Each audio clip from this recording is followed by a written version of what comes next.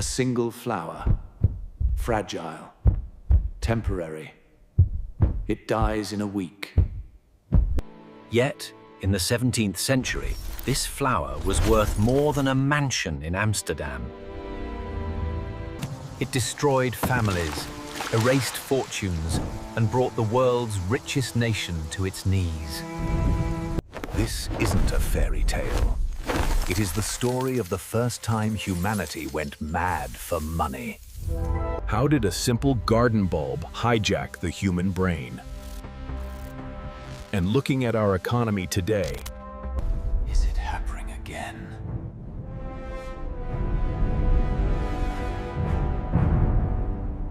To understand the madness, you must understand the majesty.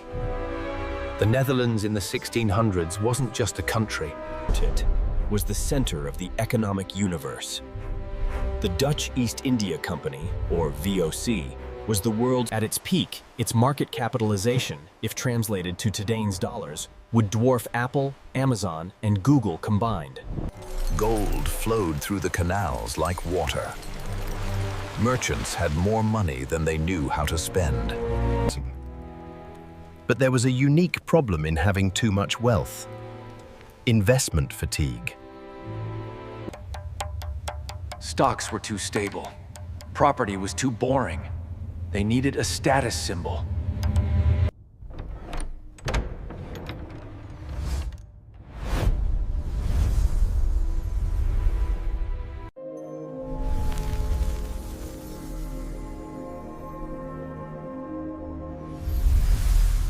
Cinematic montage of stock charts dissolving into the colorful streaks of a tulip petal.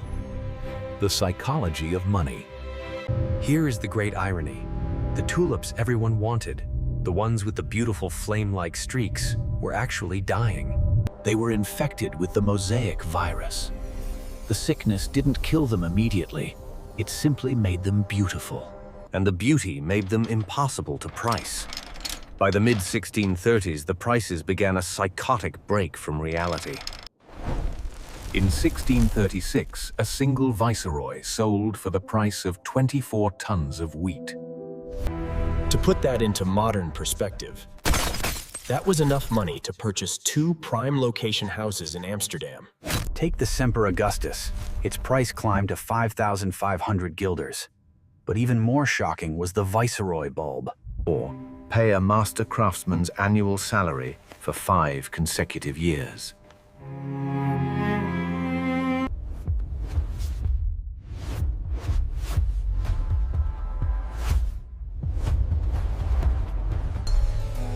Everyone convinced themselves that the next person would pay even more. And the rich weren't the only ones watching. The working class saw an opportunity to leapfrog generations of poverty.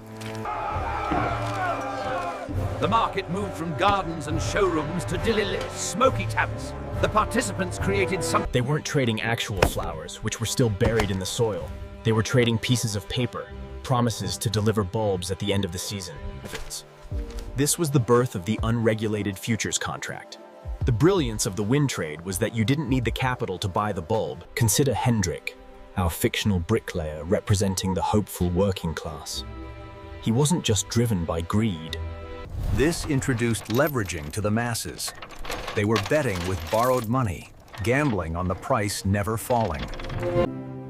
He was driven by a deep, generational desperation. He worked for pennies.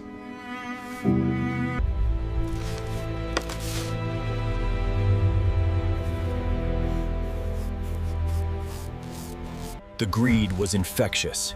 It spread faster than a plague. Chimney sweeps became millionaires on paper.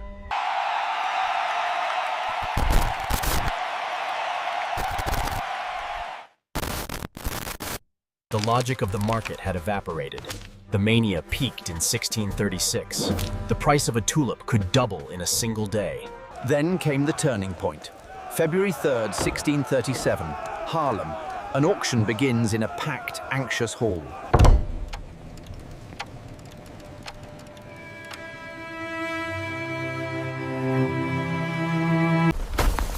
A subtle tremor of doubt had run through the crowd.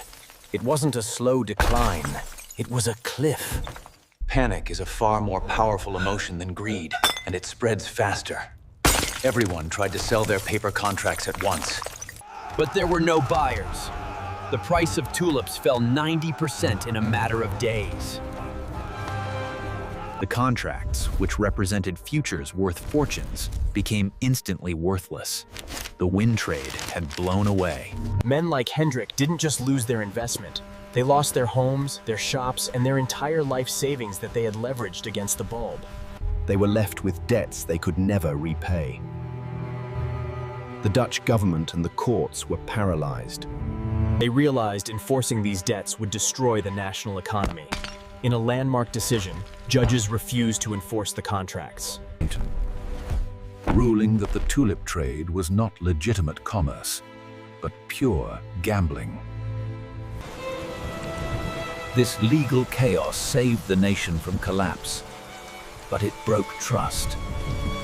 Imagine waking up one morning to find your bank balance, your retirement fund, and your mortgage loan are all tied to an object that now has no value whatsoever.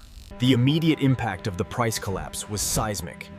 This wasn't just a market correction, it was a total liquidity crisis. The psychological devastation was arguably worse. People who were millionaires on paper one week found themselves destitute the next. The Dutch Golden Age, defined by its calculated risk.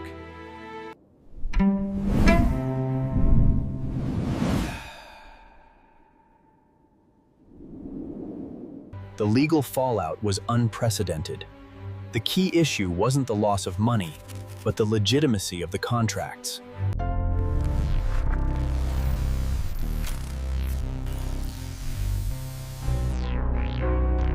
This is the nucleus accumbens. When activated, the neurotransmitter dopamine floods the reward pathways, creating a sensation of pleasure.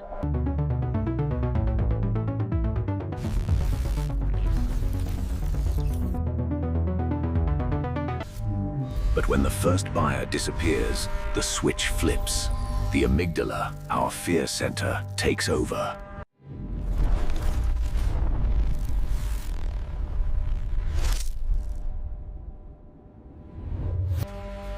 The most valuable lesson of the Tulip Mania is not the flower, but the blueprint.